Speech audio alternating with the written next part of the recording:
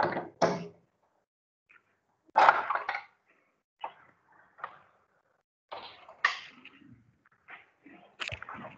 in this class, we'll be discussing briefly about how the constructor and destructors work.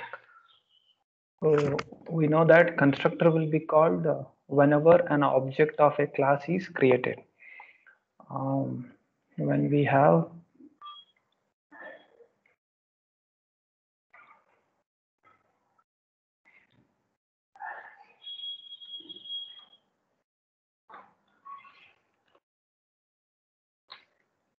right, if we have a class like this, and when we create an object, when we create an object,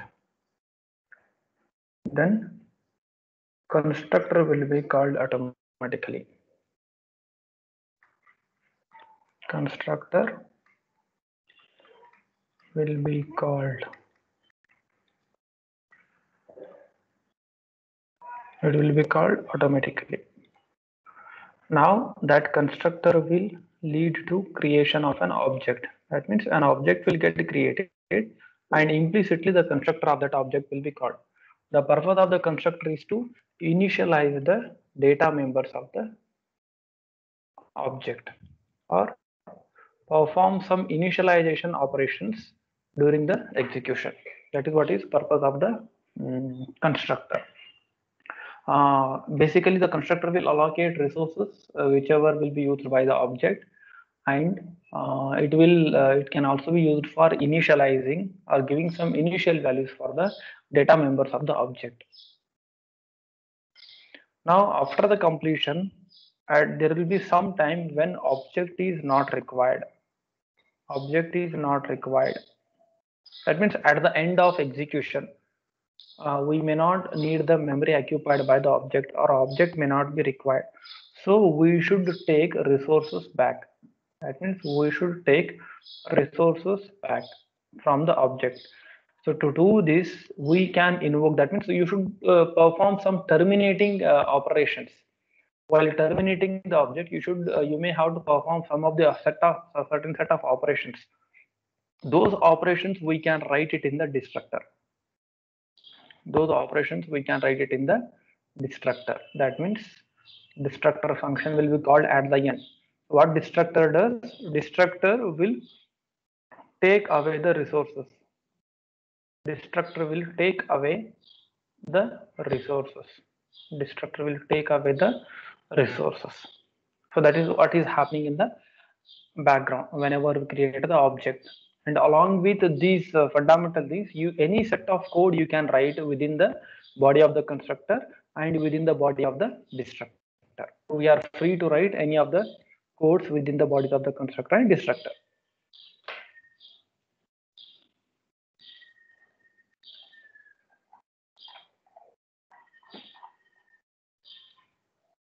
Right now, let us see one example program or demonstrating the working of constructors and destructors.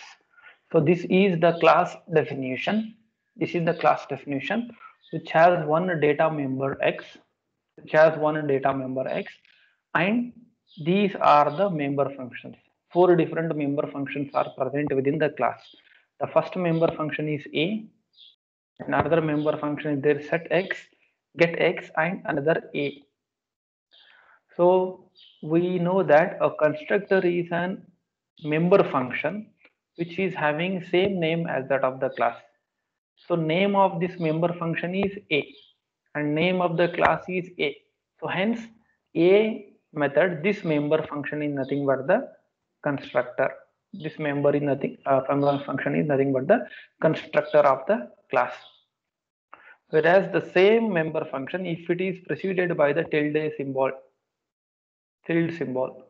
or negation, then it acts as a destructor.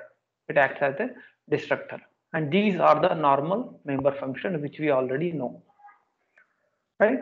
So whenever we create object of the class, first constructor will be called and the destructor will be called at the end of execution. Now after the class definition, let us see the execution flow. This is the definition of the constructor, and this is definition of the destructor. And as constructor is also a member function, we are defining it in the same way like how we define other member functions of the class, like how we define other member functions of the class. That is, how do we define the member functions of a class outside the class? We define by using name of the class, scope resolution operator, followed by the name of the method, and along with the parameters if it is taking any of the parameters. Now in this case, A is name of the class, scope resolution operator. Again, name of the method is also A. It is constructor, but it is a member function only. So we are defining it in the same way. Now within the constructor, what we are doing, we are simply printing a statement. What is that? Constructor of class A is called. We are just printing one statement here. If we want, we can write any set of statements below this and above this set of statements. Similarly, the destructor is being defined. Name of the class, scope resolution operator, and destructor. And we are writing one statement, that is the destructor of class A is being called. We are free to write any set of statements here within the body of the destructors. Now let us see how the execution will be done. Let us see the execution of the main function.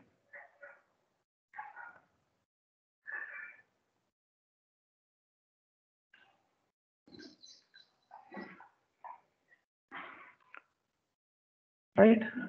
So when we begin the execution here in the main function, what we are doing here is the very first statement is simply one high is being printed output. What is happening in the output here is we are just printing high and cursor will go to the next line, and only one statement is being written here. What is this statement? The statement says that we are creating an object called A1 which is of class A. We are creating an object A1 which is of class A, which is of class A. So whenever this statement gets executed, what happens here is one object will get created. That which already we know. A1 is an object in this case. A1 is an object which is having data members.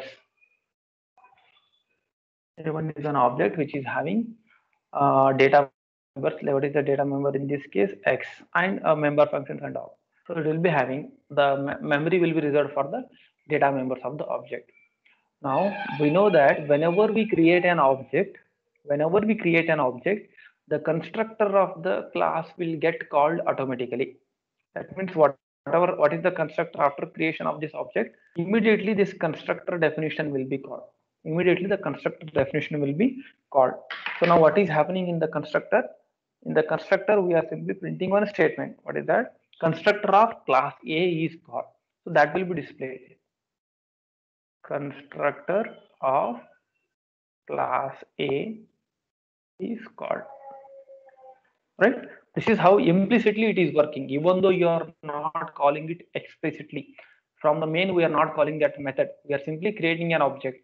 But whenever you create an object, the constructor will automatically get called. So it will display statement like constructor of class A is called. There are no other statements in the constructor, and the execution of the constructor body of the constructor will stop.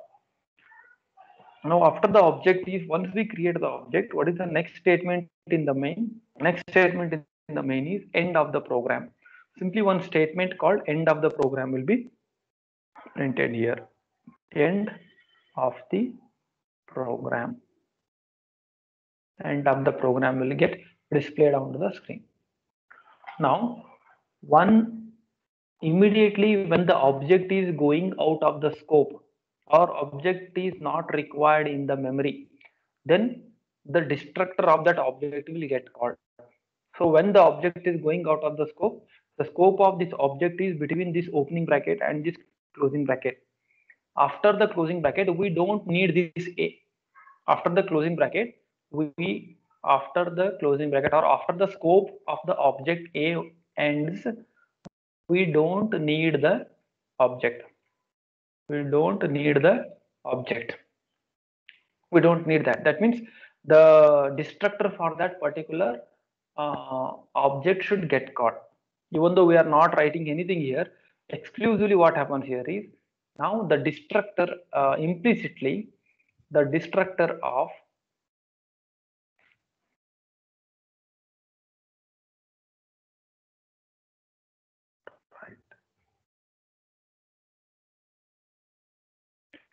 now after the scope ends here, the destructor will get called.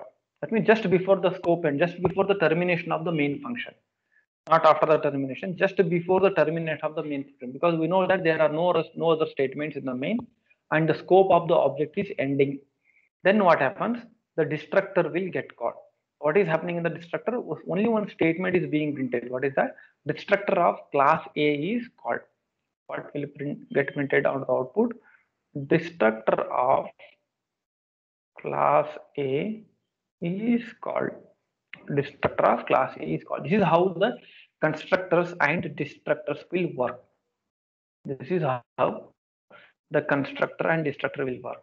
Constructor will be called whenever we create an object, and destructor will be called whenever an object is going out of the scope, right? So this is the same program. Let us see the execution, right? Let us see the execution for the same program. So constructor is being called, no other statements I have written. I just run the program. So we can see hi, constructor of class A is called, end of program, and destructor of class A is called. Press any key to continue. Now to better know the execution of constructor and destructor, so what I'll do after constructor of class A is called, what I'll do, that I'll write after creation of the object. I'll add one more statement here. Cout. I'll add TCE. Right? Cout TCE. Then after creation of the, I'll write one more statement. What is that? Cout. Right? And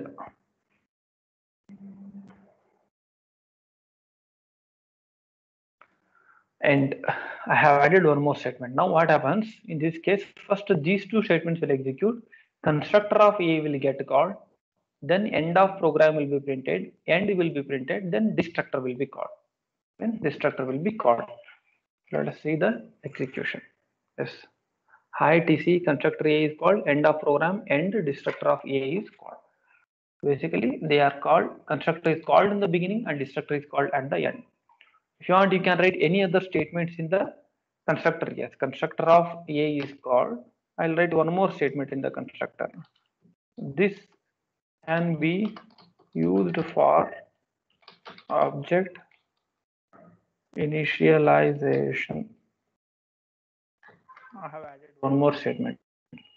This can be used for object initialization. That means in the body of the constructor, we are printing one more statement I have written. Now see here, what the output is, TC constructor of A is called. This can be used for object initialization, end of program, and destructor of A is called. That means the flow will be clear with this, that whenever we create the object, immediately the constructor of A will be called. Immediately the constructor of A will be called. Now for class A, I will create one more constructor B1. I have created one more constructor B1 and I will remove all these other statements because the complexity will increase. I'll keep the earlier program only. Two objects are being created now. I'll just keep this part. I'll remove this part. Right? Now what happens here is whenever you create an object here, constructor will get called. Hi will be printed first, constructor of A will be called, and immediately what we are doing, we are creating one more object. Then again constructor of A will be called. Because for every object, For every object, the constructor will be called. For every object you create, constructor will be called, and for every object you terminate, the destructor will be called. So you can see the output high. Constructor of A is called. This construct, the first line of constructor is for object A1. The second constructor is called for initializing object B1. Then end of program. First destructor is for object A1. Second destructor is for object A1. But the print is, the content of the print is same. That's why it is printing output like this. Understood? Whenever we create an object, the constructor will be called, and whenever the object is going out of the scope, the destructor will be called. The destructor will be called.